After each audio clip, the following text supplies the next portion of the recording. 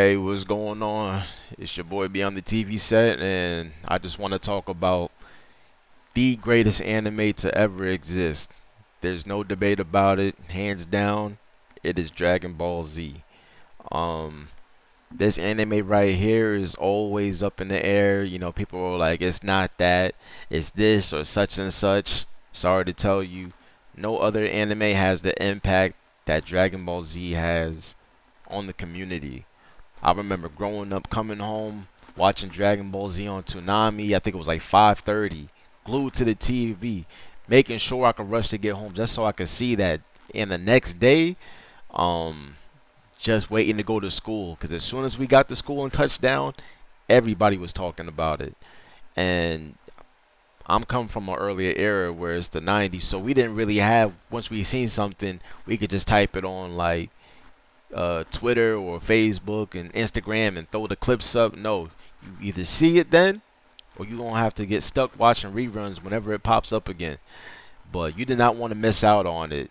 This anime single-handedly has crafted a lot of our minds, and you know what? You got to give flowers and credit when it's due. From Now, I would say this though. Me, this is all coming from the top of their head. This is how I like to give my thoughts and my process, my reactions.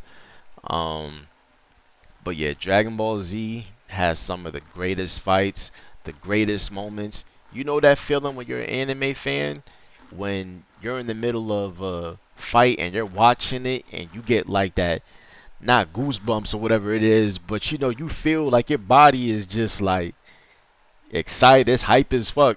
Excuse my language, but you're hype. You're just like, yo, this is going crazy. You get that feeling when you watch Goku turn Super Saiyan for the first time against Frieza. And when that happened, when I tell you, when we got to school the next day, it was ridiculous. I'm in elementary school when this came out, and it was probably the greatest time to be a a kid, an anime fan, whatever you want to call it. Now, I do think even Dragon Ball was just such a great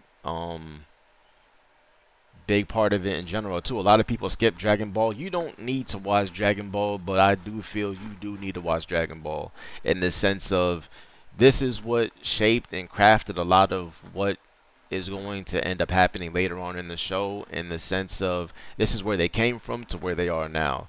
You know what I mean? So just by watching Dragon Ball, you're gonna see a lot of like growth, potential, a lot of characters who aren't as useful as they once were, which is something I didn't like too much.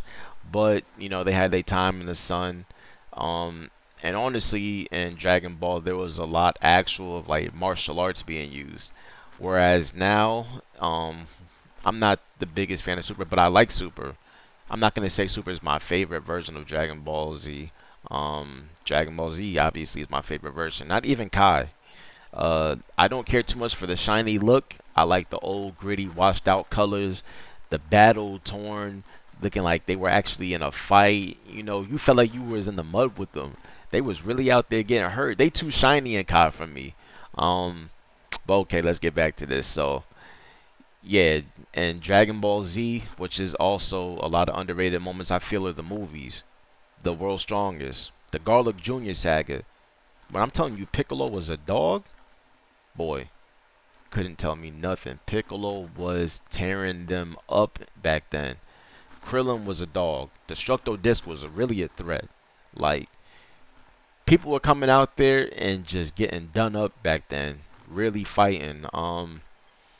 And that's what I did like, and that's what I missed about it. And then you got a lot of great moments still going further from Gohan, Super Saiyan 2, Vegeta first getting Super Saiyan and popping up on the androids like, yo, this is me, what you trying to do?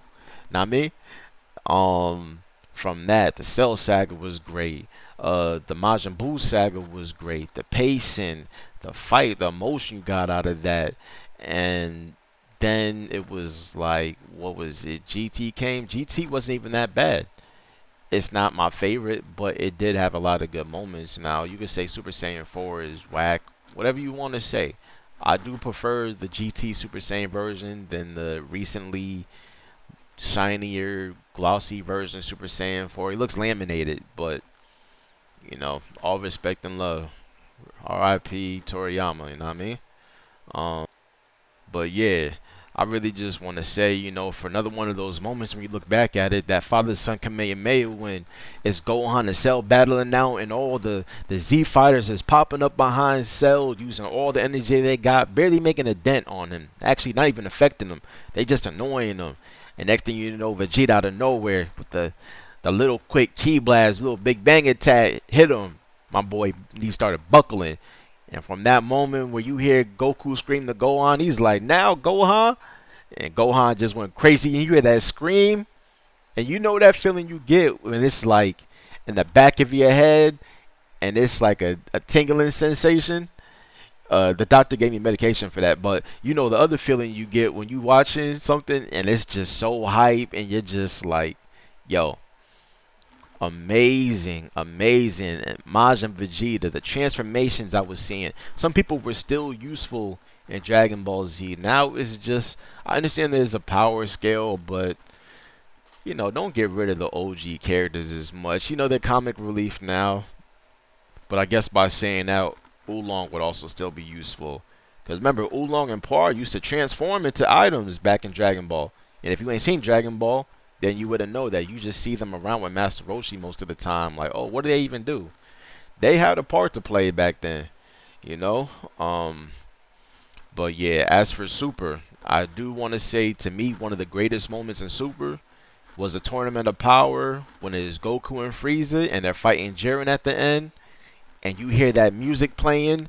And, what was it? When Jiren grabbed Frieza, when Frieza tried to rush him and like Jiren's trying to like throw him off of his arm and like pretty much throw him out, and all you see is Goku just like flying full speed going in and out of Super Saiyan, and you're just like, yo, you have to get that feeling right there because it's like such a beautiful moment from when you go back and you look at Dragon Ball Z from how far they've came to where they are now with that moment, and it was like, yo, this is all or nothing.